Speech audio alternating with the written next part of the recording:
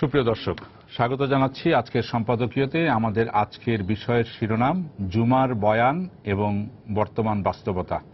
আর এ নিয়ে আলোচনার জন্য আমাদের স্টুডিওতে আমন্ত্রণ জানিয়েছি, আমার ডান দিক থেকে পরিচয় করে দিচ্ছি, রয়েছেন ইসলামী ফাউন্ডেশন বাংলাদেশের মহাপরিচালক জনাব শামীম মোহাম্মদ আফজাল, রয়েছেন বাংলাদেশ ইসলামী ঐক্যজোটের মহাসচিব মাওলানা মনিরুজ্জামান রাব্বানী শাইখুল হাদিস, এবং রয়েছেন ঢাকা বিশ্ববিদ্যালয়ের উর্দু বিভাগের সহকারী অধ্যাপক মাওলানা হুসাইনুল বান্না। আপনাদের তিনজনকে স্বাগত জানাচ্ছি আজকে আমাদের আলোচনা অনুষ্ঠানে। দর্শক, জানিয়ে রাখি আমাদের আলোচনায় আপনি অংশ নিতে পারবেন, এর জন্য আপনাকে ফোন করতে হবে। আপনারা যে নম্বরগুলো পর্দায় দেখতে পারবেন সেই নাম্বারে, এছাড়া ফেসবুক অথবা SMS এর মাধ্যমে আপনাদের মন্তব্য সরাসরি এই অনুষ্ঠানে পাঠাতে পারবেন। আলোচনা শুরু করার আগে এখন পর্যন্ত যে শিরোনামগুলো আছে সেগুলো আমরা একটু দেখে নিই। অভিযানে গ্রেপ্তার হলেও অধিকাংশ জঙ্গি বেরিয়ে এসেছে জামিনে, চার্জশিটের দুর্বলতার কথা মানতে নারাজ পুলিশ, আইন পরিবর্তনের তাগিদ।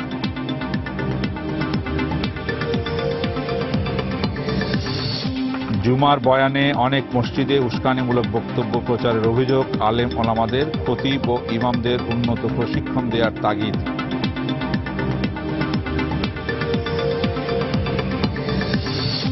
শিক্ষা প্রতিষ্ঠানে সুস্থ রাজনৈতিক চর্চার অভাবেই বিপথে যাচ্ছে তরুণরা, অভিমত সাবেক ছাত্রনেতাদের। বাজারমুখী শিক্ষা থেকে বেরিয়ে আসার তাগিদ শিক্ষাবিদদের।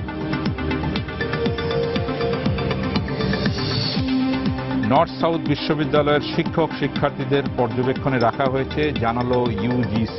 এ দায় রাষ্ট্রের, বিশ্ববিদ্যালয়ের নয়, মন্তব্য ভিসির। এবং জঙ্গিবাদ ও সাইবার অপরাধ দমন সহ মুক্ত গণমাধ্যম নিশ্চিতে একসঙ্গে কাজ করবে যুক্তরাষ্ট্র ও বাংলাদেশ, তথ্যমন্ত্রী ও মার্কিন রাষ্ট্রদূতের বৈঠক।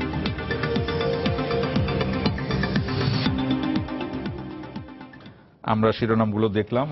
আমাদের এখানে যে শিরোনামগুলো আছে, এখানে জুমার বয়ান নিয়ে একটি শিরোনাম আছে, জুমার বয়ানে অনেক মসজিদ উস্কানিমূলক বক্তব্য প্রচারের অভিযোগ, আলেম ওলামাদের। এই প্রেক্ষাপটে আজকে আমরা আমাদের শিরোনাম নির্ধারণ করেছি আলোচনার জুমার বয়ান এবং বর্তমান বাস্তবতা। আমি শামীম মোহাম্মদ আফজাল আপনার থেকে আলোচনা শুরু করব। বিষয়টি হচ্ছে, গত রোববার 10 তারিখে আইন শৃঙ্খলা সংক্রান্ত মন্ত্রিসভা কমিটির বৈঠকে নতুন করে বিষয়টি উঠে আসে। আমরা এখানে বিভিন্ন সময় আলোচনা করেছি জুমার বয়ান নিয়ে, অনেক সময় আপনিও ছিলেন সেসব আলোচনায়, কিন্তু 1 জুলাই গুলশানে হামলার ঘটনা এবং পরবর্তীতে ঈদের জামাতে, শোলাকি ঈদের জামাতের ঘটনার পরিপ্রেক্ষিতে জুমার বয়ান নিয়ে মন্ত্রিসভার আইন শৃঙ্খলা সংক্রান্ত কমিটির বৈঠকে আলোচনা হয়েছে। সেখানে আমাদের কমিটির সভাপতি শিল্পমন্ত্রী আমির হোসেন আমু একটা কথা বলেছেন যে, যারা ধর্মপ্রাণ মুসলমান, যারা ওয়াজ মাহফিল করেন, জুমার দিন বয়ান করেন, তাদের প্রতি অনুরোধ থাকবে প্রকৃত ধর্মীয় অনুশাসন প্রতিষ্ঠার জন্য সন্ত্রাসীদের বিরুদ্ধে সোচ্চার হন, জঙ্গিবাদের কুফল সম্পর্কে মানুষকে জানান। এখন আপনার কাছে আমার প্রশ্ন, আসলে যে জুমার বয়ানে যে আমাদের এই বিষয়গুলো জঙ্গিবাদের বিরুদ্ধে বলা বা বলা, এটা একটা অভিযোগ আছে যে অনেক সময় মসজিদ থেকে উস্কানিমূলক বক্তব্য রাখা হয়। আপনার ইসলামী ফাউন্ডেশনের শাখা আছে, বিভিন্ন জেলা পর্যায়ে শাখা আছে, আছে। এই বিষয়গুলিকে আপনারা কিভাবে দেখছেন? আলহামদুলিল্লাহ, বাংলাদেশে প্রায় 3 লক্ষ মসজিদ আছে। তার বেশ কিছু মসজিদ বাইতুল মোকাররম, জাতীয় মসজিদ সহ সরাসরি আমরা নিয়ন্ত্রণ করে থাকি। এছাড়া বাংলাদেশের প্রায় 3 লক্ষ মসজিদই এলাকার আর মুরব্বিয়ান কেরামদের কমিটির মাধ্যমে নিয়ন্ত্রণ করে থাকেন। তো যেহেতু জাতীয় মসজিদ ঢাকা শহরে 2 কোটি লোকের বাস, এখানে অনেক বিজ্ঞ ওলামায়ে কেরাম আছে এবং আমাদের ফাউন্ডেশনের বেতনভুক্ত অথবা সম্মানী ভাতায় প্রায় 50 থেকে 55 হাজার ওলামায়ে কেরাম কর্মরত আছেন। তাই আমরা জাতীয় মসজিদের খুতবা এবং বয়ান দুইটাই যেন কোরআন হাদিসের আলোকে যথাযথ হয়, সেই জন্য আমরা জাতীয় মসজিদের খতিবের দায়িত্বে যে সিনিয়র পেশ ইমাম আছেন, ওনার সভাপতিত্বে আগামী 15/7/2016 তারিখ শুক্রবারে জাতীয় মসজিদের যে খুতবাটা হবে সেটা আমরা রচনা করেছি। মানে আপনার প্রথমবারের মতো এটা করলেন না? আমরা পূর্বেও করেছি, কিন্তু এইটা এবছর এই শুক্রবারে এটা প্রচার প্রসারটা একটু বেশি। এই জন্যে আমাদের জানা রাখা ভালো, বাংলাদেশের গ্রামে গঞ্জে, উপজেলা, ইউনিয়নে সকলেই ঢাকার যে এত হাজার মতো বা তারও ঊর্ধ্ব বিজ্ঞ ওলামায়ে কেরাম আছে, সব গ্রামে তো এত বিজ্ঞজন নাই। তাই তিনিদের সকলের পক্ষে সবসময় রচনা করা, খুতবা রচনা করা সম্ভব হয় না। সেই জন্যেই আমাদের জাতীয় মসজিদের যে খুতবাটা আহলে সুন্নাত ওয়াল জামাতের আকীদাভুক্ত উলামায়ে কেরামরা রচনা করেছে, এই খুতবাটা তিনিরা যেন অনুসরণ করে নিজেরা একটা লিখেন, অথবা তার আলোকে বা ওইটাকে যদি তারা যদি খুতবা হিসাবে পাঠ করেন। খুতবা যেটা হয় আরবিতে হয়, কিন্তু জিনিসটা খুতবার আগে যে বয়ানটা হয়, খুতবার আগে যে বয়ানটা হয়, খুতবাটার বিষয়টি সেটি নিয়ে আলোচনা হচ্ছে, সেটি আলোচনা সেখানে হচ্ছে। কি বলা হয়, যেহেতু সাধারণ মানুষ তাদের সকলেরই আলেম হওয়াটা ফরজ না, এবং তিনিরা সকলে কোরআন আরবি সবকিছু বুঝেন না, সেই জন্যই এই খুতবাটাকে আমরা প্রতিটা লাইন এর বাংলা করে দিয়েছি, যে খুতবার পূর্বে মুসলিয়ান কেরাম তারা যেন খুতবার বিষয়বস্তু বাংলাতে বয়ান করার সময় তার সারমর্মটা যেন তারা প্রথম আলোচনা সে আলোকে করে। তার কারণটা হলো, আপনি তো শুরু করেছেন যে বাংলাদেশে কিছু কিছু মসজিদে যে খুতবার আগের বয়ানে সন্ত্রাস জঙ্গি সমর্থন বা কোরআন হাদিস সমর্থন করে না এমন কথা বলে। এরা কারা করে? এরা হলো আন্তর্জাতিক ষড়যন্ত্রে ইসলামের দুশ্মন, ইসলামের নামে ইসলামের ক্ষতি করার জন্য। আগে করত ইহুদি নাসারারা নিজেদের লেবাসে ইসলামের ক্ষতি করতেন। একটা ইসলামী ফাউন্ডেশন আছে, ইসলামী ফাউন্ডেশনের একেবারে জেলা পর্যায়ে অফিস আছে, সব সেখানে কি মনিটরিংটা হয় সেই বিষয়টি আমি জানতে চাচ্ছি। সেই জিনিসটাই আমাদের মনিটরিং করার সুবিধাটা হলো এই, ইসলাম প্রচারের এবং প্রসারের জন্য বঙ্গবন্ধু ইসলাম ফাউন্ডেশনটা করেছেন। আর আমাদের এখন বর্তমান সরকারের সার্বিক সহযোগিতায় আমরা তার কার্যক্রমের ব্যাপকতা এত বৃদ্ধি করেছি, পাহাড়ি অঞ্চলের কিছু কিছু ইউনিয়ন ছাড়া বাংলাদেশের এমন কোন ইউনিয়ন নাই। বেশিরভাগ মানুষ মুসলমান, ইসলাম প্রসারের দরকার নাই, ব্যাখ্যায় যদি কোনো ব্যাখ্যায় আমি আমার কথাটা আপনি একটু শুনলে ভালো হবে, যে বাংলাদেশের এমন কোন ইউনিয়ন নাই যে ইউনিয়নে আমার 10 জন আলেম ওই মসজিদ ভিত্তিক কোরআন শিক্ষা বা মসজিদ ভিত্তিক প্রাক প্রাথমিক শিক্ষার সাথে সম্পৃক্ত নাই। তাই যেহেতু আমার প্রতি ইউনিয়নে কমপক্ষে 10 জন লোক আছে, তাই একটা ইউনিয়নে 25 থেকে 30টা মসজিদের বেশি নাই। সেই জন্যই সকল মসজিদে এই খুতবার কপিটা আমরা পাঠাই দিতে সক্ষম হয়েছি 12, 13, 14 আজকের মধ্যে, এবং এরপরের থেকে আগামী সকল সপ্তাহে, তবে সেই দিনের প্রতি সপ্তাহটা পাঠাবো না, আমরা 1 মাসের খুতবা, 4টি খুতবা, কোনো মাসে 6টা পড়বে, এটাকে আমরা একসাথে পাঠিয়ে দিব। এবং এই খুতবাটা বাইতুল মুকাররমের খতিব সাহেবের জন্য এটা হলো মূল। এখন অন্য 3 লক্ষ মসজিদ এটাকে সমর্থন করে, এবং এর আলোকে যেন তারা বয়ান দেন, বাংলায় বয়ান দেন, সেটাকে আমরা রাব্বানীর কাছে আসছি যে আমাদের এখানে কোনটার উপরে বেশি গুরুত্ব দেওয়া উচিত, খুতবা না বয়ান? মানে বাংলা যেটা বলা হয় সেটার উপরে বেশি গুরুত্ব দেওয়া উচিত না যে বিসমিল্লাহির রহমানির রহিম? জুমার যে খুতবা, এই খুতবাটা রাসূলুল্লাহ সাল্লাল্লাহু আলাইহি সাল্লাম প্রথম দিয়েছেন, এবং মসজিদে নববীর মিম্বর থেকে প্রথম খুতবা হয়েছে।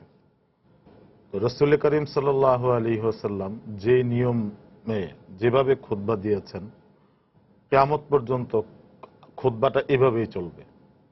কিন্তু খুতবার পূর্বে, নামাজের পূর্বে যে খুতবাটা, এই খুতবাটা সুন্নত নামাজের আগে যে বয়ানটা হয়, যে খুতবাটা না, বয়ান আমি পরে আসতেছি, যে খুতবাটা, এই খুতবাটা রাসূল করিম সাল্লাল্লাহু আলাইহি সাল্লাম যেহেতু উনি আরব ছিলেন, এই কারণে আর উনার যে সাহাবা আজমাইন যিনারা ছিল তারা আরবি ছিল, তো উনি আরবিতে বললে তারা আরবিতে বুঝতো, যার কারণে ওখানে খুতবা আরবিতে হইতো। এবং প্রথম খুতবাটার মধ্যে মানুষের জন্য দিক নির্দেশনা থাকতো, এবং পিছনে সাম্প্রতিককালে ঘটে যাওয়া ঘটনাগুলোর বিশ্লেষণ থাকতো, এবং এগুলা থেকে কোনো সংকট হইলে উত্তরণের কি উপায়, এই দিক নির্দেশনা থাকতো, এবং মানুষের জন্য কিছু হেদায়েতের কথা থাকতো, কোরআন হাদিসের কিছু রেফারেন্স ওখানে থাকতো।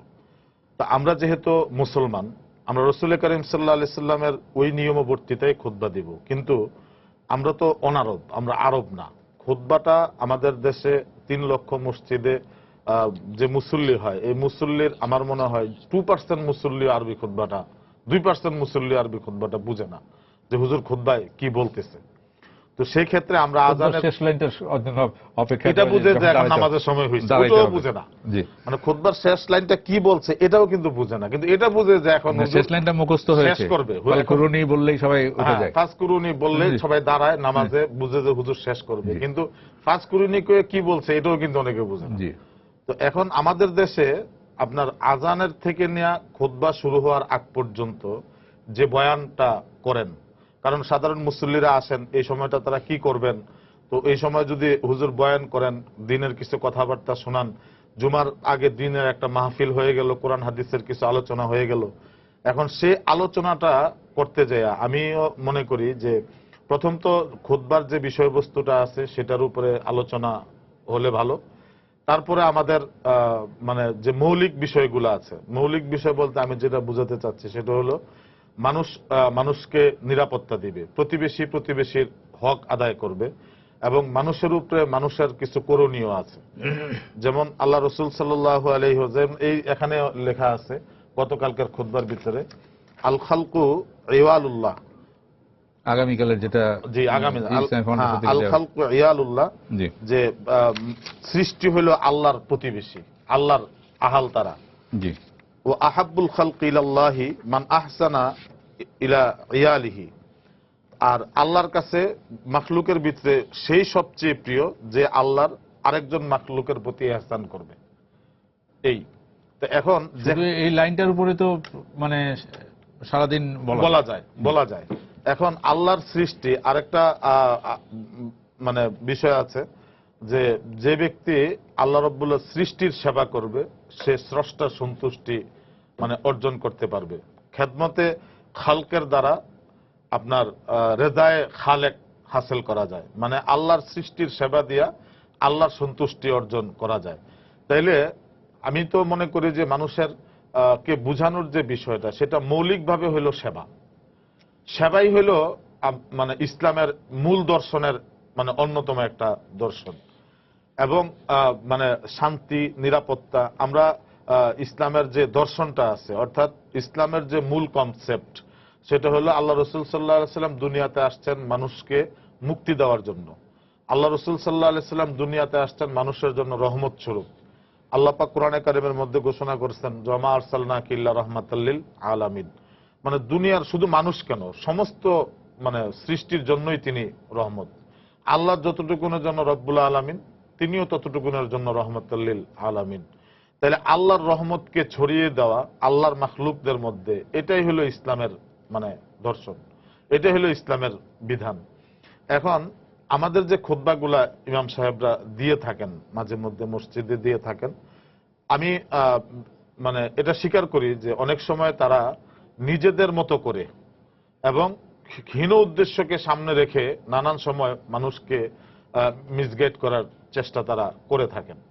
এখন এইখান থেকে ইমাম সাহেবদেরকে বের করে আনার জন্য বা খতিব সাহেবদেরকে বের করে আনার জন্য ইসলামিক ফাউন্ডেশনকে যদি দায়ী করা হয় তাহলে এটা ঠিক হবে না। এই কারণে, কারণ ইসলামিক ফাউন্ডেশনের অধীনে বাংলাদেশের কতটা মসজিদ আছে, আমি ডিজি সাহেবের সামনে বলে নয়, আমি ওনার শ্রদ্ধার সাথে ওনার একটা কর্মসূচির কথা বলি।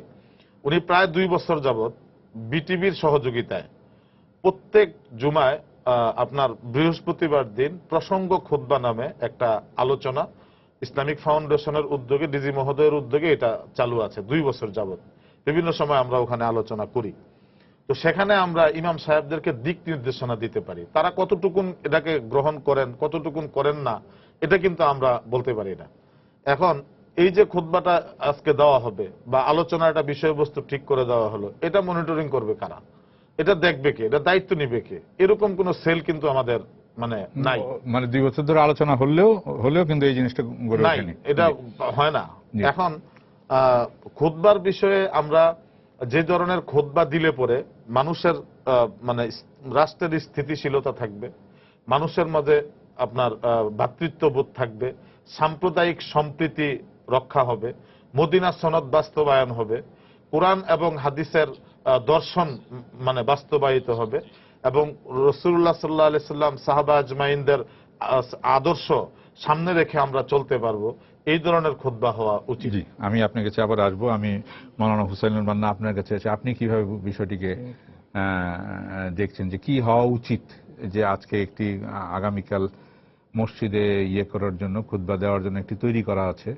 আমরা এখানে খুতবা বা বয়ান, খুতবার আগে যে বয়ান নিয়ে কথা বলছি, যে এবং অভিযোগ আছে যে হ্যাঁ, এই বয়ানে অনেক সময় প্রচ্ছন্নভাবে জঙ্গিবাদকে উস্কে দেয় এরকম কথাবার্তা কোনো কোনো মসজিদে বলা হয়।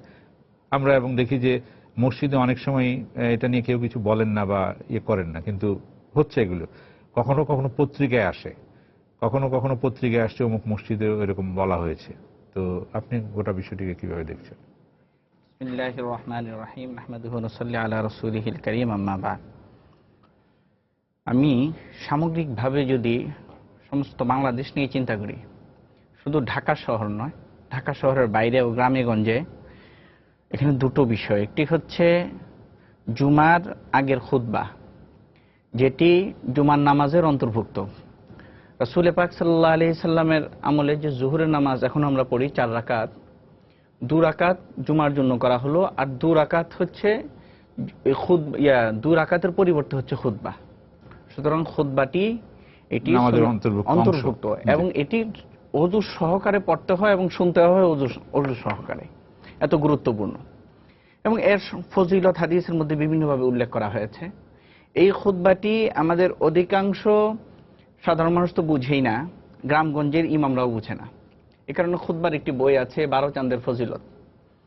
এই বই সাধারণত মসজিদে থাকে এবং এটি দেখে দেখে পড়া হয়, আর যাদের মুখস্থ আছে তারা মুখস্থ পড়েন। জি জি পড়েন।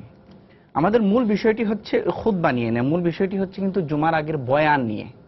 আমরা যে বয়ান করি মসজিদে, সেটি কোন মানসিকতাকে সামনে রেখে আমরা বয়ান করব। অপ্রিয় হলেও সত্য কথা যে একটা সময়ে আমাদের মধ্যে রাসূল পাক সাল্লাল্লাহু আলাইহি ওয়াসাল্লামের মূল যে ইসলাম, যেই চেতনা প্রেরণা নিয়ে ওলি আল্লাহ গাউস কুতুবরা আমাদের বাংলাদেশে ইসলাম প্রচার করেছেন, এই কনসেপ্ট থেকে আমরা একটা সময়ের জন্য বের হয়ে আসছি। এটা আমাদের শিক্ষার হারের কারণেও হতে পারে, অথবা ইসলাম থেকে সরে গিয়ে আমরা একা একা ইসলাম শিখতে চেয়েছি বলে আমরা এখান থেকে বের হয়ে আসছি। এবং এখন অনেক জায়গায় আমরা যখন কথা বলি তখন জিজ্ঞেস করে যে আপনার কথাটা কি হাদিস বললেন, এটা কি সাহি না যায়িফ? অথচ এই সবগুলো হচ্ছে একটি পরিভাষার নাম। সাহি কাকে বলে, দাইফ কাকে বলে, এগুলো হাদিসের পরিভাষার নাম। এবং এগুলো শিখতে হলে আপনার প্রায় 15 বছর 20 বছর পড়াশোনা করে তারপরে এই ইস্তেলাহগুলি, এই পরিভাষাগুলি আমরা শিখি।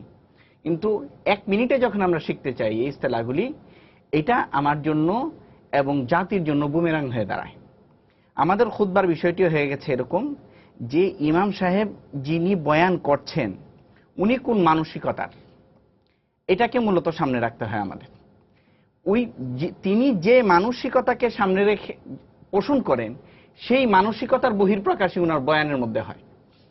আর খুতবার বিষয়টি আমরা যেটা বললাম, যে এই খুতবার বিষয়ে এটা করা যায় যে কিছু কনসেপ্ট দিয়ে দেওয়া যায় যে এই এই এই এই বিষয়ে এই মাসে আমরা আলোচনা করব, এবং এটি আপনার স্বেচ্ছাসেবক যে বিভিন্ন সংগঠন আছে, আমাদের প্রশাসনিক কর্মকর্তারা যারা আছে, ওনাদের মাধ্যমে মনিটরিং করা হলে এবং উদ্বুদ্ধ করা হলে ইমাম সাহেবদের উপর চাপিয়ে দেওয়া। মনিটরিং এর কথাটা আসছে, মনিটরিং বিশ্বের অন্যান্য মুসলিম দেশে কিভাবে হচ্ছে? ইরানে তো একটা মনিটরিং হয় রাষ্ট্রীয়ভাবে, এটা আমরা জানি।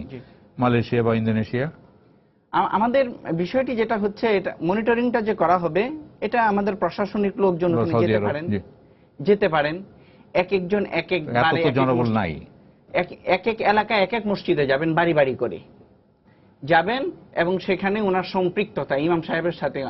দেশটা তো আমাদের, ইমাম সাহেব তো আমাদেরই একজন মানুষ, দেশত্ববোধে উদ্বুদ্ধ করা ওনাকে। আজকাল যেটা হয়েছে, ওনারা তো বলছেন যে প্রত্যেকটা ইউনিয়নে কমপক্ষে 10 জন ইমাম ওনার কাছ থেকে ওনাদের প্রতিষ্ঠানে প্রশিক্ষণ নেয়া, বিভিন্ন কর্মশালায় অংশ নেওয়া ইমাম আছেন। 10 বছর একটা মানসিকতা নিয়ে এসছেন, আর ইসলামিক ফাউন্ডেশনে এসে 20 দিন বা 30 দিনে তো তার মানসিকতা আসলে চেঞ্জ হয় না। তার যে মানসিকতা, আরবিতে একটি কথা আছে, কুল্লু ইনাইন ইয়াতারাশাহু বিমা ফিহি, প্রত্যেক পাত্রে যা আছে তাই আপনি উল্টালে সেটাই বের হবে। এখন এই প্রশিক্ষণের পরে আমি ছেড়ে দিলাম তাকে, সে তো এখান থেকে যে তার মতো করে তার জন্য সুবিধা যেগুলো, সেগুলি সে এইভাবে প্রচার করতে থাকে এবং যতটুকু বলার দরকার তার স্বার্থ সিদ্ধির জন্য তাই করেন। এইটা কেবল না, বরং বয়ানের মধ্যে তো এরকমও হয় যে মসজিদ কমিটির যারা আছে তাদের প্রেসারে অনেক সময় ইমাম সাহেব উনাদের কথা বলেন। এবং আমরা জানি, আপনার সাথে এই অনুষ্ঠানে আলোচনা করা হয়েছে যে মসজিদ কমিটিতে অনেক জায়গায় স্বাধীনতা বিরোধী শক্তির লোকজন আছে এবং তারা বিভিন্নভাবে ইমাম সাহেবদেরকে প্রেসার ক্রিয়েট করেন। আর যদি দেখা যায় যে ইমাম সাহেব ওনার কথাটা মানলেন না, তাহলে চাকরি নেই, এই রিজনে না, অন্য কোনো রিজন ধরে, অন্য কোনো কারণ দেখিয়ে ইমাম সাহেবকে এখান থেকে বের করে দেওয়া হচ্ছে। এরকমও অনেক ঘটনাই ঘটেছে। সুতরাং সবচেয়ে বড় জিনিস যেটা, এটা হচ্ছে প্রত্যেক মসজিদের কমিটির লোকজনকে আমাদেরকে উদ্বুদ্ধ করতে হবে। মসজিদে ফ্যানের ব্যবস্থা করা হয়, মসজিদে এসির ব্যবস্থা করা হয়, লাইটের ব্যবস্থা করা হয়, ঠিক অনুরূপভাবে সিসি ক্যামেরার যদি ব্যবস্থা করা হয় প্রত্যেকটা মসজিদে, তাহলে মনিটরিংটা অনেক জায়গায় আমাদের জন্য সহজ হবে। প্রশাসনিক লোকজন জুমার দিন যেতে পারলেন না, কিন্তু পরবর্তীতে এসে বলতে পারেন। আপনি যেটা বলছেন সিসি ক্যামেরা বা অথবা রেকর্ড, জি জি, মানে যেটা বলা হচ্ছে যে এইখানে যেই খুতবার আগে, সুন্নতের আগে যেটা বয়ান হচ্ছে, সেই আধ ঘন্টার বয়ান বা 40 মিনিটের বয়ান, সেই বয়ানের অংশটা ধারণ করে রাখার বিষয়টা ধারণ করে রাখবেন।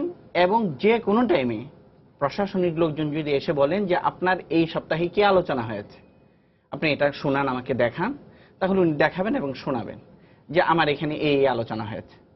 তাহলে অনেক সময় যদি কোনো এরকম স্বাধীনতা বিরোধী কোনো শক্তি থেকে থাকে, স্বাধীনতা বিরোধী কোনো প্রেশার ইমাম সাহেবের উপর থেকে থাকে, তখন ইমাম সাহেব হয়তো একটা রিজন, একটা কজ দাঁড় করাতে পারবেন যে স্যার আমি এই কথাটা কিভাবে বলি, আমার তো খুতবাটা প্রশাসনিক লোকজন এসে শুনবেন বা শোনার সম্ভাবনা আছে। এই বিষয়গুলো যদি আমরা সামনে রাখি, এবং সবচেয়ে বড় বিষয় এখানে আমি আসি দিদি মহোদয়ের কাছে, যে এটা তো একটা পয়েন্ট বললেন যে এটা হয়তো গ্রামে যেই মসজিদে বিদ্যুৎ নাই সেই মসজিদে হয়তো করা যাবে না, কিন্তু অনেক বড় মসজিদই তো এই জিনিসটা সম্ভব। খুব বেশি বিষয় তো না। তো ইসলাম ফাউন্ডেশন এই ধরনের কোনো চিন্তা ভাবনা আছে কিনা? প্রফেসর সাহেব অনেক গুরুত্বপূর্ণ আলোচনা করেছেন, যেহেতু তিনি আলেম এবং বিজ্ঞ লোক। রব্বানী সাহেব অনেক গুরুত্বপূর্ণ আলোচনা করেছেন। তবে সিসি ক্যামেরা দিয়ে সবকিছু করা যাবে না। সিসি ক্যামেরা না, আপনি যদি রেকর্ড, আমি যা বললাম রেকর্ডিং করা দিয়েও সবকিছু করা যাবে না। আমাদেরকে যেহেতু 93% মুসলমানের জন্য খুতবা দেওয়া হয়, আমি যেহেতু আমার বেতনের জন্য আকাঙ্ক্ষিত থাকি, আমি মসজিদে যাই কোরআন হাদিসের বয়ান শুনতে। তাই সাধারণ মানুষকে কিভাবে উদ্বুদ্ধ করা যাবে, এই কাজটা মিডিয়ারও যেমন দায়িত্ব আছে, মিডিয়ার দায়িত্ব থেকে তো আমরা আলোচনা করছেন। এইরকম ভাবে সর্বসাধারণকে বুঝাইতে হবে। যেমন ধরুন, এদেশে গণতান্ত্রিক রাজনীতি যিনিরা করেন, ওনারা কিন্তু মসজিদের ওই ইমাম সাহেব বা মুয়াজ্জিম সাহেবদের রুমটাকে অফিস হিসেবে মানান না।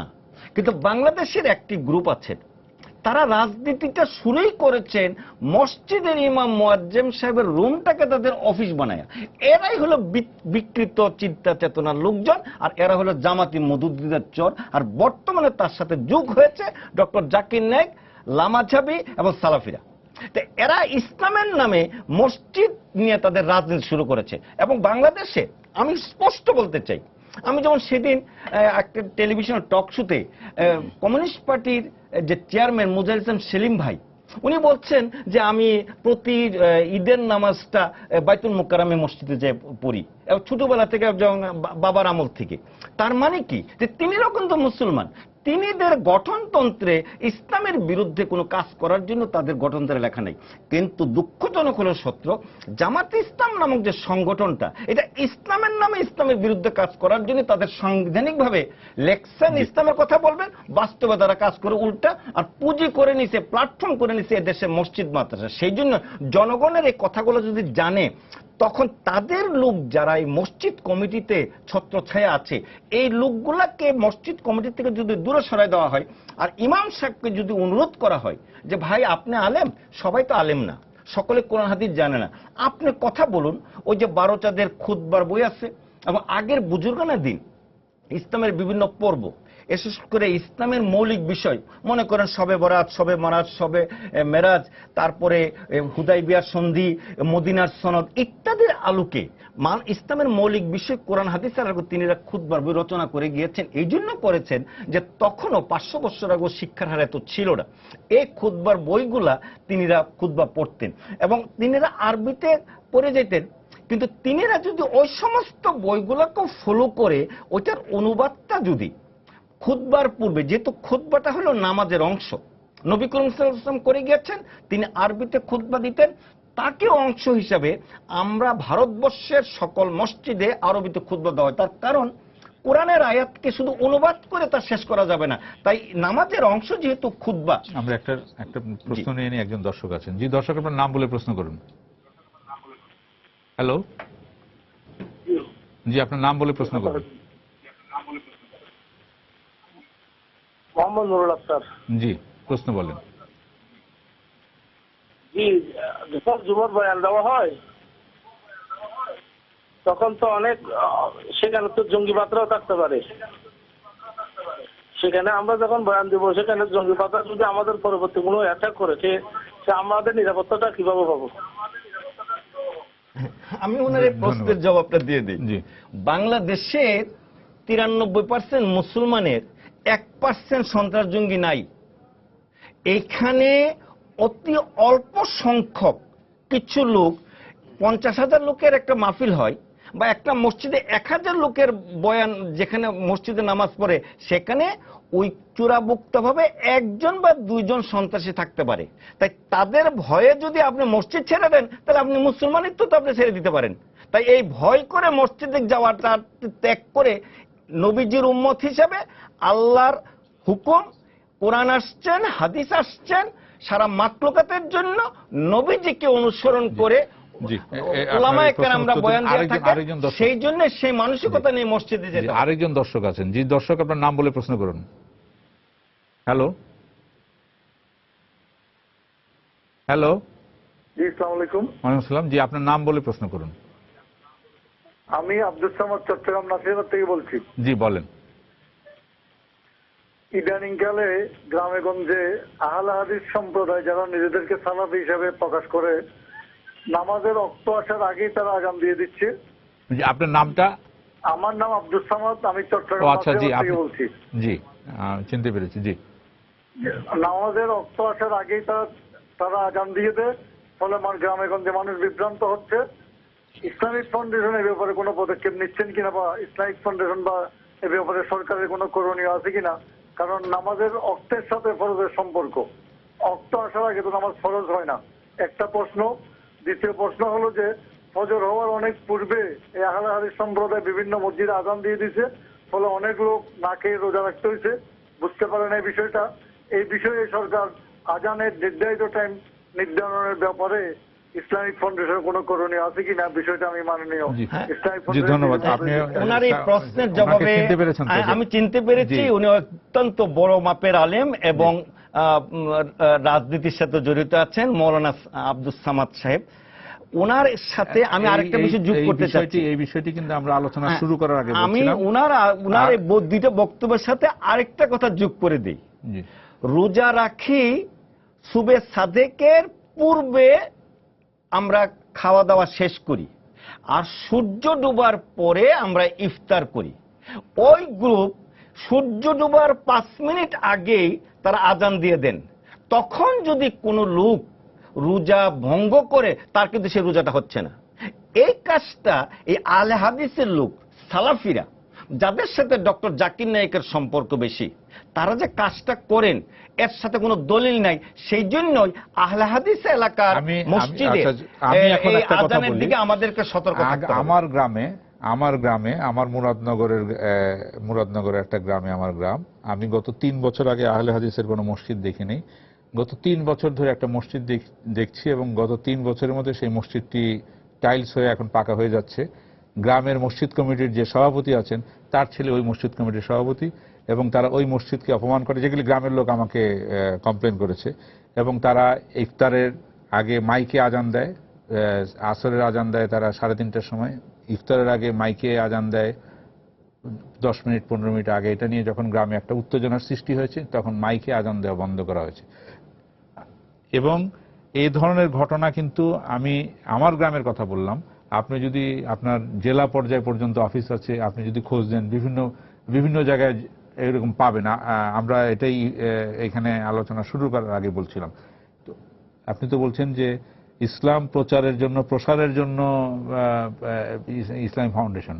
আমাদের কথা হচ্ছে ইসলাম প্রসার বাংলাদেশের সব মানুষের, মানে মুসলমান সংখ্যাগরিষ্ঠ অঞ্চল দেশ, ইসলামের জন্য অপব্যাখ্যা না হয়, ইসলামের জন্য ভুল ব্যাখ্যা না হয়, এই বিষয়গুলো তো ইসলামী ফাউন্ডেশন দেখবে। তো এই জিনিসগুলিকে মোকাবেলা করার জন্য আপনারা কি করছেন? এই ক্ষেত্রে আমরা বলবো, আমরা আহলে সুন্নাত ওয়াল জামাতের আকীদাভুক্ত। আমরা হানাফি, শাফি, হাম্বলি, মালিকি বিভিন্ন মাযহাবের অন্তর্ভুক্ত, মাযহাব আছে আহলে সুন্নাত জামাতের অন্তর্ভুক্ত। তবে বাংলাদেশের 100% মুসলমান হানাফি মাযহাবের লোক।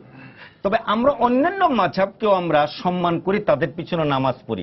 কিন্তু ওই যে সালাফি বা লামাযহাবি, এরা কোনো মাযহাব মানে না।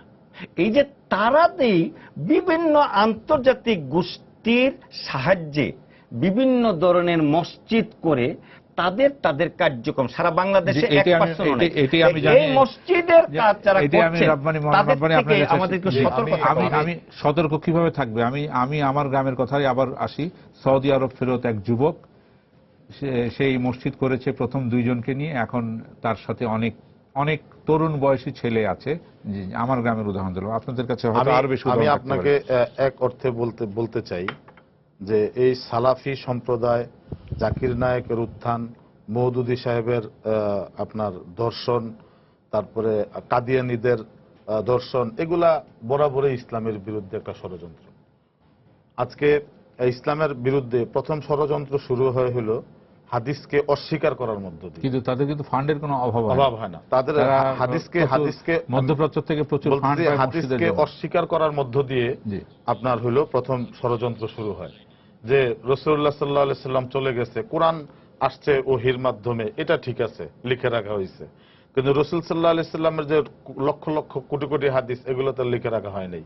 এগুলা পরবর্তীতে সাহাবা আজমাইন, তাবিন, তাবে তাবিন, তারা সংরক্ষণ করছে। এই সংরক্ষণের মধ্যে ভুল হতে পারে, যেহেতু এটা মানুষের কথা, এটা তো আল্লাহর কথা না।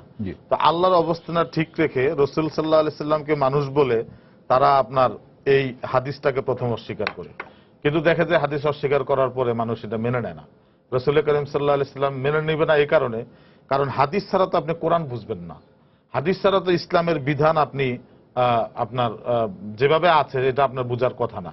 কারণ হাদিসটা মূলত হলো কোরআনে কারিমের তাফসির, আর হাদিস হলো রাসূল করিম সাল্লাল্লাহু আলাইহি সাল্লাম নিজে শারে ছিলেন, উনার থেকে মানে যে কথাগুলো, যে কাজগুলো, যে অনুমোদনগুলো আসছে, এগুলো হলো হাদিস। এখন রাসূলের দিক নির্দেশনা, রাসূলের আদেশ, নিষেধ, অনুমোদন, এটাই যদি না থাকে তাহলে তার দিন থাকবে না। তো এটা মানুষ মেনে নেয় নাই। তারপরে চিন্তা করলো যে তাহলে কি করা যায়, তাহলে হাদিস নতুন করে বানানোর জন্য ধরো একজন নবী বানাও। তখন গোলাম আহমদ কাদিয়ানীর নবী বানায় দিল। নবী বানায় দিয়া দেখছে যে না, এটাও তো মানুষ নেয় না, মানে হাদিসও বাদ দিতে পারলো না, নবী বানায় নতুন নবীও সাবেত করতে পারলো না। তারপরে আনলো মওদুদী সাহেবকে, যে কোরআনে কারিমের আমি বলতেছি কথাটা, এই কথাটা আমি শেষ করতেছি। এরপরে আমি বলতেছি, এরপরে জাকির নায়েকের মাধ্যমে এখন যে আহলে হাদিসের প্রসার ঘটানো হচ্ছে, এটা হলো হাদিস অস্বীকার থেকে ব্যর্থ হয়ে এখন আহলে হাদিস নাম ধরে ইহুদিদের দালালরা দেশে ইসলামকে ধ্বংসের জন্য তারা মাঠে নেমেছে। পরিষ্কার কথা হলো এটা। কারণ রোজার 5 মিনিট আগে আপনি ইফতারের 5 মিনিট আগে আজান দিয়ে রোজাদারদের রোজা ভঙ্গ করা ষড়যন্ত্র বই কি হতে পারে? এটা তো একটা ষড়যন্ত্র। এরকম ভাবে আপনার গ্রামে গঞ্জে আমাদের যুব শ্রেণীকে টার্গেট করে আপনি দেখেন, দর্শন কোথা থেকে আসছে আমি সেটা জানি না, কিন্তু আমাদের যুব সমাজকে কিন্তু কিলিং অপারেশনের জন্য প্রস্তুত করা হয়েছে, এবং তাদেরকে দিয়েই এই জঙ্গিবাদ, সন্ত্রাস এবং তাদের যে কর্মসূচিগুলো আছে এগুলাকে মানে করানো হচ্ছে। তো এখন এই যুব সমাজকে টার্গেট করে আপনার ইসরায়েলের টাকায় ইহুদিদের চক্রান্তের মাধ্যমে আমি মনে করি যে কাজগুলা হচ্ছে। হ্যাঁ, আমাদের দেশে মধ্যপ্রাচ্যের যারা আছে তারা ইসলামকে ভালোবেসে হয়তো কিছু টাকা দেয়, কিন্তু ইসলাম ধ্বংস করার জন্য না। কিন্তু ইহুদিদের থেকে যেটা আসে, মোটা অঙ্কের টাকা যেটা আসে, যেটা দিয়ে রাতারাতি মসজিদ হয়, যেটা দিয়ে রাতারাতি বিল্ডিং হয়, যেটা দিয়ে রাতারাতি এস্টাবলিশড হয়ে যায়, যুব সমাজ অস্ত্র কিনতে পারে, এটা করতে পারে, সেটা করতে পারে, সেটা ইহুদিদের টাকা। জি জনাব বান্না, আপনি কি বলবেন এই বিষয়ে? আমি প্রথমেই আমরা বলবো এটা যে তো বয়ান always- নিয়ে আলোচনা করলাম, এটাও একটা কিন্তু সমস্যা, আমাদের গ্রামে জি, গ্রামে জি। সমস্যা তৈরি হচ্ছে। জি জি। যেটা বলবো যে আমি সবসময় অলওয়েজ পজিটিভ জি। থিঙ্ক, এই কথায় বিশ্বাসী আমি। রাসূল পাক সাল্লাল্লাহু আলাইহি সাল্লামের উপর যে প্রথম আয়াত নাজিল হয়েছেন, আল্লাহ পাক আয়াত নাজিল করার দরকার ছিল আমরা সাধারণ মানুষের বলবো কুল হুয়াল্লাহু আহাদ, আল্লাহ ইজ দ্য ওয়ান, আল্লাহ এক, এই কথাটি সমস্ত নবীরা প্রচার করেছেন। কিন্তু রাসূল পাক সাল্লাল্লাহু আলাইহি সাল্লামের উপরে প্রথম আয়াত নাজিল হয়েছে ইকরা বিসমি রাব্বিকাল্লাযী খালাক, read on the name of Almighty who created you. তুমি ওই রবের নামে পড়ো যিনি তোমাকে সৃষ্টি যিনি তোমাকে সৃষ্টি করেছেন। তো এখানে বিষয়টা হয়েছে আগেরকার আমাদের ওলামা ইকরামের, দেওবন্দি ওলামা ইকরামের সাধারণ মানুষের সাথে যে সম্পর্কটা ছিল, আজকে মসজিদের ইমাম সাহেবের সাধারণ মানুষের সাথে সেই সম্পর্কটা নেই। সবাই আমরা করতেছি, বৈষয়িক হয়ে গেছি, এবং আমরা পারিবারিকভাবে যে নৈতিকতা শিক্ষা, ধর্মীয় শিক্ষা আমাদের মধ্যে আগে আমরা যে শিখেছি, আমরা আমাদের মুরব্বীদের থেকে যেভাবে ইসলাম শিখেছি, আজকালকার ছেলেমেয়েরা কিন্তু এভাবে শিখতে পারছে না। আমরা শিখেছি, গালিবের একটা কবিতা আছে যে বসকে দশবার হ্যাঁ হার কাম কা আসান হোনা আদমি কো মুয়াসসার নিহি ইনসান হোনা। মানবের সন্তান হয়েছে বলে যে মানুষ হয়ে যাবো তা না, আমার ভিতরে মানবতা বোধ, তার সৃষ্টি হতে হবে। আমরা ছোটবেলা থেকে আমাদের মা বাবা শিখিয়েছেন যে লেখাপড়া, মানুষ হওয়া, এগুলো হলো আসল জিনিস। এর থেকে আমরা বেরিয়ে এসেছি। বেরিয়ে আসার পরে উলামা ইকরামের সাথে সম্পর্ক নষ্ট হয়ে যাওয়ার কারণেই আজকে এই গ্রামে এইভাবে যুবকেরা বিপথে যাচ্ছে। আমি ইসলামিক ফাউন্ডেশনের মাধ্যমে, ইসলামিক ফাউন্ডেশনের যে ইমাম ট্রেনিং আছে, এর মাধ্যমে আমি উদ্বুদ্ধ করবো আপনাদের যেভাবে ইসলাম সম্পর্কে ইমামদেরকে অবহিত করেন, ট্রেনিং দেন, ঠিক সাধারণ মানুষের সাথে সম্পর্ক কিভাবে উন্নয়ন করা যায়, ওই এলাকার সাধারণ মানুষের সাথে সম্পর্ক গড়ে তুলে ইসলামের নৈতিক শিক্ষা, ইসলামের মূল যে শিক্ষাটা আছে, সেটা যাতে যুবকদের মধ্যে, সবার মধ্যে প্রচার করা যায়, এই দিকেও মেহনত করার দরকার। আজকে বুখারী শরীফে অমুকটা আছে, বুখারী শরীফে রাসূল পাক সাল্লাল্লাহু আলাইহি ওয়াসাল্লাম হাত তুলেছেন, আমিন বলেছেন, বুখারী শরীফে আলহামদুলিল্লাহ পড়েছেন। এই সমস্ত বিষয়ে একটা ছেলে যখন পড়ে, একজন সাধারণ মানুষ যখন পড়ে, ইমাম সাহেবকে জিজ্ঞেস করে না সে। অথচ বুখারী শরীফ যে বুখারী শরীফ, এটা যে আসাহুল কুতুব বাদা কিতাবিল্লাহ, কোরআনের পরে সবচেয়ে সহিহ শুদ্ধ একটি কিতাব, এটা শিখেছে সেই ইমাম সাহেবের কাছ থেকে, সে জেনেছে সেটা। কিন্তু যখন দেখছে যে ইমাম সাহেব যখন দরকার হয় তখন আর যাচ্ছে না সে। এই যে ইমাম সাহেবের সম্পর্ক তৈরি করা, সাধারণ আলেমদের সাধারণ মানুষের সাথে সম্পর্ক তৈরি করা, এই দিক থেকে আমরা অনেক দূরে সরে এসেছি। এই কারণেই আজকে এরকম ভাবে দ্বিধাবিভক্তি আমাদের তৈরি হচ্ছে। জানতে যাচ্ছে, জানার জন্য ইমাম সাহেবের কাছে যেহেতু যাচ্ছেন না, তখন কি করবেন? অবসর সময় সে বই পড়ছেন অথবা ইন্টারনেটে যাচ্ছেন, সেখানে যে সে যে ব্যাখ্যাই দেখছেন, তার তো নির্ণয় করার ক্ষমতা নেই যে এটা সহি না গলত। এটা কি তিনি সহি মনে করছেন, এবং তারপরে ইমাম সাহেবের জন্য বা ইসলামিক স্কলার যারা আছেন তাদের সাথে তর্কে লিপ্ত হচ্ছেন এবং উদ্ধত আচরণ করছেন তাদের সাথে। সুতরাং আমার মনে হয় এটা যে ওলি আল্লাহরা যে ইসলাম আমাদের এখানে প্রচার করেছেন, দেওবন্দি উলামা ইকরামের যে মেহনত, এখানে সাধারণ মানুষের সাথে সম্পর্ক তৈরি করা, এবং যারা ওইখানে গিয়েছে তাদেরকে ডেকে আনা ইমাম সাহেবের কাছে, যে কি, কেন ওইখানে, কেন 5 মিনিট আগে আজান দিচ্ছ? আচ্ছা, এখানে হাদিস আছে, এই হাদিসও তো আছে। বুখারী শরীফ যখন তুমি পড়ছো, আমি এই হাদিসটা আমার থেকে জানলে বুখারী শরীফ এরকম একটা গুরুত্বপূর্ণ বই, অথচ আমি এই হাদিসটার উপরে কেন আমল করছি না, এটা আমাকে জিজ্ঞেস করবে না তুমি? এই যে স্নেহের সাথে, ভালোবাসার সাথে, মমতার সাথে, এবং প্রত্যেকটা ঘরে ঘরে উলামা ইকরামের মধ্যে যদি এই সচেতনতা বৃদ্ধি পায়, উলামা ইকরাম যদি গ্রামের প্রত্যেকটা ঘরে ঘরে, শহরের প্রত্যেকটা ঘরে ঘরে সাধারণ মানুষের সাথে আরো সম্পর্ক গভীর করেন, সাধারণ মানুষ তখন উলামা ইকরামকে জিজ্ঞেস করবেন যে হুজুর, হাদিসে তো এরকম দেখলাম, অমুক তো সৌদি আরব থেকে এসে এরকম কথা বলছেন, সঠিক ইসলামের ব্যাখ্যাটা কি? কিন্তু সেটা তো হয় না। কারণ জিনিসটা হচ্ছে যে ওই পয়সায় নতুন মসজিদ খুব দ্রুত হয়ে যায়, সেই মসজিদের প্রতি সবাই বেতন বেশি থাকে, আকৃষ্ট হয়। সেই বিষয়টাই আমরা দেখছি আমার গ্রামের অভিজ্ঞতার প্রেক্ষিতে। আমি এই জন্যই প্রথমে আমি কথাটা বললাম যে নৈতিক বিষয়ে আমাদের যে মানে আসলে লাইফ কি, মানুষের নৈতিকতার বিষয়টি কি, দেশত্ববোধ কি, এগুলি যদি আমার ভিতরে আমি সৃষ্টি না করতে পারি, আমি গণজাগরণ যদি সৃষ্টি না করতে পারি, তাহলে বিরোধিতা করে কি করব? জি, আমরা আরেকজন দর্শক আছেন, প্রশ্ন নিয়ে নিই। জি দর্শক, আপনার নাম বলে প্রশ্ন করুন। হ্যালো, আসসালামু আলাইকুম। ওয়ালাইকুম আসসালাম। জি, আমি হাবিব, সিরাজগঞ্জ থেকে। জি বলেন। জি, আমার আজকের আলোচকদের কাছে জানার আগ্রহ যে এই যে আমাদের ইমাম এবং মসজিদ মুয়াজ্জিন এবং খতিব সহ যারা আছেন, তো ওনারা কওমি শিক্ষায় শিক্ষিত হওয়ার কারণে বা মাদ্রাসা শিক্ষায় শিক্ষিত হওয়ার কারণে আমাদের দেশের ইতিহাস বলি, ইসলামী ইতিহাস বলি, মুক্তিযুদ্ধের ইতিহাস বলি, শিক্ষা বলি, সভ্যতা বলি বা আধুনিক জ্ঞান বলি, এই বিষয়গুলো ওনাদের মধ্যে এক ধরনের মানে পশ্চাৎপদতা দেখতে পাই বা একটু জ্ঞানের স্বল্পতা দেখতে পাই। তো এই বিষয়গুলো অ্যালার্ট করার জন্য তাদেরকে সময় উপযোগী জ্ঞানী করার জন্য ইসলামিক ফাউন্ডেশনের পক্ষ থেকে আসলে কোনো কার্যকরী পদক্ষেপ গ্রহণ করা হবে কি? জি, ধন্যবাদ আপনার কাছে। এইটার সাথেও যে মৌলানা সামাদ সাহেব যে প্রশ্নটা করেছিলেন, আপনারা এই যে আজকে যে সমস্যাটা আমরা দ্বিতীয় পর্যায়ে যে আলোচনা করলাম, এই যে আহলে হাদিসের এই মানে এই মসজিদগুলো নিয়ে, এটা ইসলামী ফাউন্ডেশন কতটুকু অবগত আছে এবং এটা নিয়ে তাদের কোনো পরিকল্পনা আছে কি? আমাকে সবগুলো প্রসেস ধরে আমাকে একটু সময়টা আপনি একটু চিন্তা ভাবনা করে একটু ধরে নিতে হবে। আমি বলবো, আমার পাশে বসা রব্বানী সাহেব বলেছেন ইহুদি যুব সমাজ সম্পর্কে কথা বলেছেন, আমাদের এরপরে যে প্রফেসর সাহেব নৈতিকতার শিক্ষা দেবন গণজাগরণের কথা বলেছেন। আমি যেহেতু ইসলামী ফাউন্ডেশন বাংলাদেশের নয়, সারা বিশ্বের একটি বৃহত্তর প্রতিষ্ঠান, ধর্মীয় প্রতিষ্ঠান, তো সেক্ষেত্রে আমি প্রথমেই রব্বানী সাহেবের কথা বলতে চাই। আমরা ইহুদি বলতে মুসা আলাইহিস ইসলামের দর্শনকে কিন্তু বুঝবো না, কারণ মুসা আলাইহিস ইসলামকে নবী হিসেবে স্বীকার করি। আমার নবীর কাছ থেকে নবী মোহাম্মদ সাল্লাল্লাহু আলাইহি ওয়াসাল্লাম আমরা শিখেছি, উনি 1,24,000 নবীকে স্বীকার করেছে। মুসা আলাইহিস ইসলামের দর্শনকে যারা বিকৃত করেছেন তারা হলো ইহুদি। বাংলাদেশে সহ ভারতবর্ষ এবং সারা বিশ্বের এই যে ডক্টর জাকির নায়েক, কাদিয়ানি, লামাঝাবি, মদুদি, তারাও ইসলামকে বিকৃত করেছে, যে তারা হইল এই বিকৃত ইসলামী। তা এই ইহুদিদের সাথে এই বিকৃত ইসলামীদের একটা যোগসূত্র আছে। অনেকে মনে করে ইহুদি বললেই আমরা বোধহয় ইউরোপকে গালি দিচ্ছি, আসলে তা নয়। আমেরিকা বলুন, ব্রিটিশ বলুন এবং ইউরোপের প্রায় সকল দেশের সাথেই আমাদের রাষ্ট্রীয় সম্পর্ক আছে, এবং সে সমস্ত দেশেও ভালো লোক আছে যারা বিভিন্ন ধর্মের অবলম্বী, বিভিন্ন কিতাবী অবলম্বী। সেই জন্যই ইহুদিকে গালি দেওয়া বা ইহুদি সম্পর্কে কিছু বলা যে মধ্যপ্রাচ্য বা ইউরোপের সাথে যে আমাদের সম্পর্ক খারাপ, এই জিনিসটার দিকে আমাদের সতর্ক থাকতে হবে। দুই, উনি যুব সমাজের কথা বলছে।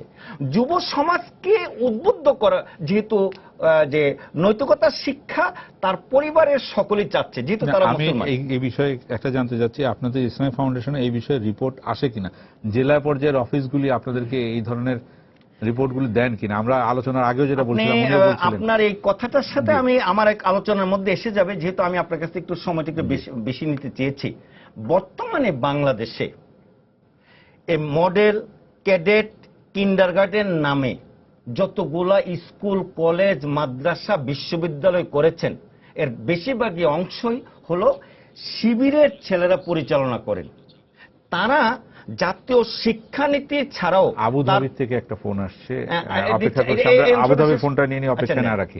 জি দর্শক, আপনার নাম বলে প্রশ্ন করুন। আমার নাম আবু তাহের, আবুধাবি থেকে বলছি। জি বলেন।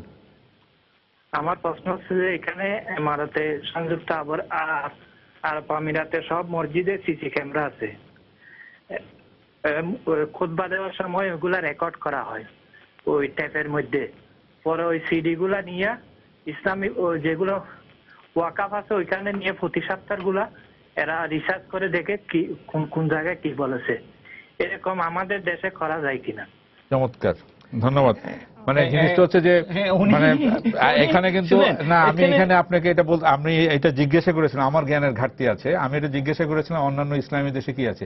আপনারা কিন্তু ইসলামী ফাউন্ডেশনের মহাপরিচালক, আপনি আমাকে এটা বলতে পারেন না যে অন্যান্য দেশের অভিজ্ঞতা কি।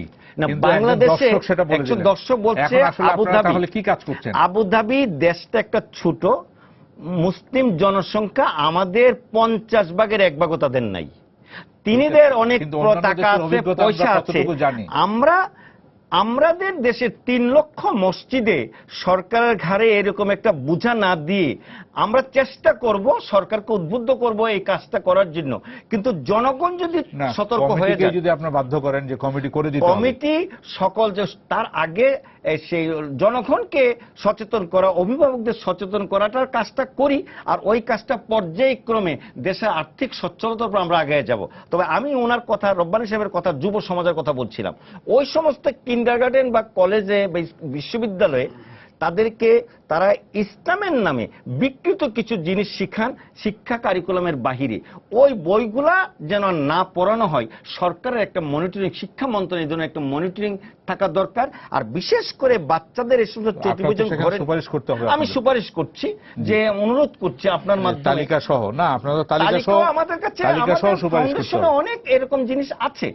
আর বিশেষ করে অভিভাবকগণ যেন সচেতন হন যে স্কুল কারিকুলামের মধ্যে যে সমস্ত জাতীয় শিক্ষা কারিকুলামের বহির্ভূত কিছু জিনিস আছে, এই জিনিসগুলো যেন ছেলেদেরকে পড়ার আগে নিজের আমি মাওলানা রাব্বানী আপনার কাছে আসি, শুধু অভিভাবকদের উপরে ছেড়ে দিলে বা এলাকার মানুষের উপরে ছেড়ে দিলাম, আহ্বান করলাম, এটা দিয়ে কি যথেষ্ট? আমি মনে করি এটা যথেষ্ট না। কারণ আমাদের একটা রাষ্ট্র আছে, রাষ্ট্রীয় আয়োজন আছে।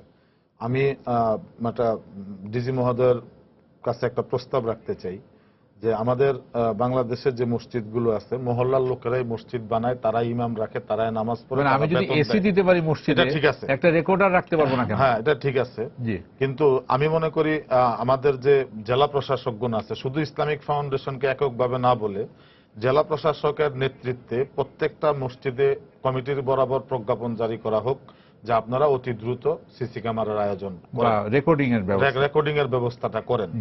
আরেকটা বিষয় হলো আপনার এই মসজিদগুলার যে কমিটি হয়, এই কমিটিগুলা তাদের মানে খামখেয়ালি মতো অনেক জায়গায় সিদ্ধান্ত পরিবর্তন করে, ইমাম পরিবর্তন করে, এটা পরিবর্তন করে, ওটা পরিবর্তন করে। তো আমি মনে করি এখন যে সিচুয়েশন তৈরি হয়েছে রাষ্ট্রের, এই সিচুয়েশনে প্রত্যেকটা মসজিদ কমিটির তালিকা ডিসি সাহেবের কাছে থাকা উচিত। এবং ডিসি সাহেব যে কোনো সময় যে কোনো মসজিদ, যেমন ভাবে স্কুল কমিটির তালিকা বোর্ডের কাছে যায়, বোর্ড সেটা অ্যাপ্রুভ করে। বোর্ড যদি অ্যাপ্রুভ না করে, শিক্ষা বোর্ড অ্যাপ্রুভ না করলে কিন্তু সেই স্কুল কমিটি অ্যাপ্রুভ করে না। এই মসজিদের ইমামকে উনি এখানে কতদিন যাবত আছেন, কোথা থেকে আসছেন, ওনার বাড়ি কোথায়, কি বিষয় বৃত্তান্ত, এগুলো জানা থাকতে হবে। কারণ কমিটির লোকেরা স্থানীয় হয়, ইমাম সাহেব সাধারণত স্থানীয় হন না। এটা মনিটরিং। আমি জানি যে অনেক মসজিদের ইমাম আছে যারা 6 মাস এক মসজিদে থাকলে তারপর আর এখানে থাকে না, একটু দূরে তারা চলে যায়। এদের উদ্দেশ্য কি? তাইলে এটা যদি ডিসি সাহেবের কাছে থাকে, তাহলে ইমাম সাহেব কে আছেন এটা ডিসি সাহেব জানবেন। উনি না থাকলে কমিটিকে জিজ্ঞেস করতে পারবেন যে উনি কেন নাই। তাইলে ইমাম সাহেবেরও একটা কিন্তু কথা বলার জায়গাটা একটু মজবুত হয়। উনি অনেক সময় দেখা গেছে যে মসজিদ কমিটির লোকদের একটা অবস্থানের কারণে ইমাম সাহেব কথা বলতে পারেন না, ইচ্ছা থাকলেও পারেন না। কিন্তু যখন উনার অবস্থানটা মজবুত হবে তখন উনি কিন্তু কথা বলতে পারবেন। ওনার পিছনে হ্যাঁ, মানে বেশি কিছু দরকার নাই, উনি কেন নাই এই কথাটা জিজ্ঞেস করার লোক কিন্তু আজকে নেই। কিন্তু একটা লোক যদি এরকম থাকে যে জিজ্ঞেস করবে যে ইমাম সাহেব কেন নাই, তারপরে ইমাম সাহেব একটা শেল্টার পায়, তারপরে ইমাম সাহেব কোরআন হাদিসের কথাটা বলার জন্য একটা মানে সাহস সে পায়। এজন্য আমি মনে করি যে এখন ডিসি সাহেবের মাধ্যমে ইসলামিক ফাউন্ডেশনকে সাথে নিয়েই প্রজ্ঞাপন দেওয়া হোক যে মসজিদ কমিটি বরাবর যেটাকে রেকর্ডিং এর আয়োজন করেন, সিসি ক্যামেরার আওতায় আনেন। তারপরে আপনার মসজিদ কমিটির তালিকা ডিসি সাহেবের কাছে থাকতে হবে এবং ইমাম সাহেবের তথ্য, সামগ্রিক তথ্য, উনি কোথায় লেখাপড়া করেছেন, সবকিছু ডিসি সাহেবের কাছে যেন থাকে।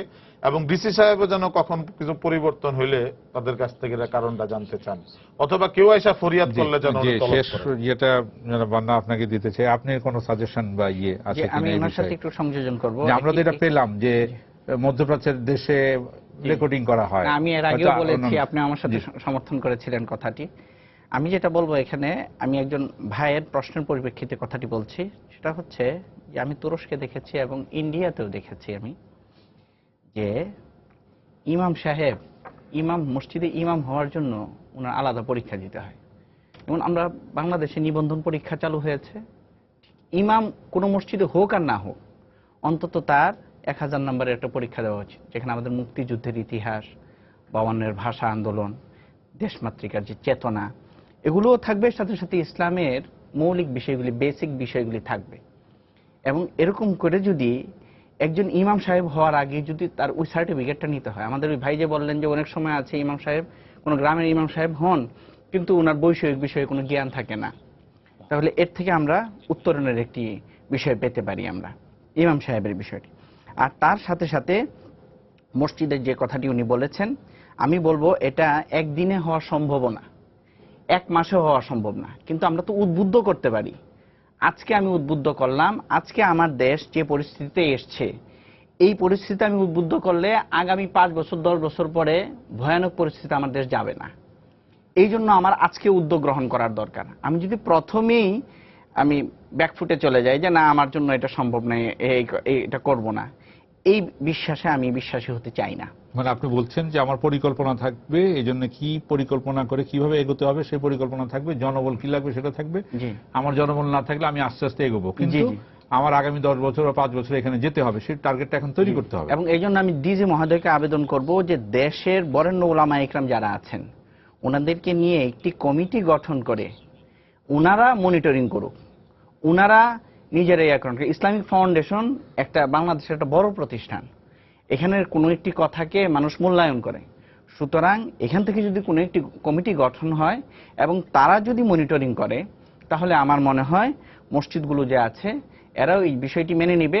যদি প্রশাসনিক কোনো প্রেশার আসে তাহলে এটাকে আবার অনেকে বিপরীত একটা নেগেটিভ ইয়াতে নিবে, যে আজকাল সরকার এখন মসজিদগুলিও নিয়ন্ত্রণে আনার একটা চেষ্টা করছে, একটা অপকৌশল করছে ইসলামকে ধ্বংস করার জন্য। এই ইসলাম বিরোধী শক্তিটা বা দেশ বিরোধী শক্তিটা, স্বাধীনতা বিরোধী শক্তিটা জি। সুতরাং আমি ওনাকে আবেদন করবো এই ধরনের আমি শেষ এই কথাটাই বলবো, বাংলাদেশের আলিয়া বলেন, কওমি বলেন, পীর মাশাইখ বলেন, তাবলিগ বলেন, মোটামুটি 4টি দর্শনের লোকজনই এই ইসলামের দাওয়াতের কাজটুকু করে। তো উনি যে একটি জেলায় বা একটি উপজেলায় জেলা প্রশাসক বা পুলিশ সুপারের সার্বিক তত্ত্বাবধানে ইসলাম ফাউন্ডেশনের অফিসিয়াল দায়িত্ব দিয়ে ওই জেলা উপজেলার যোগ্য উলামায়ে কেরামকে নিয়ে যদি সেই কাজটা তাদেরকে করার জন্য দায়িত্বটা দেওয়া হয়, তাহলে হয়তো মনিটরিং এর কাজটা আরো সুন্দর হবে।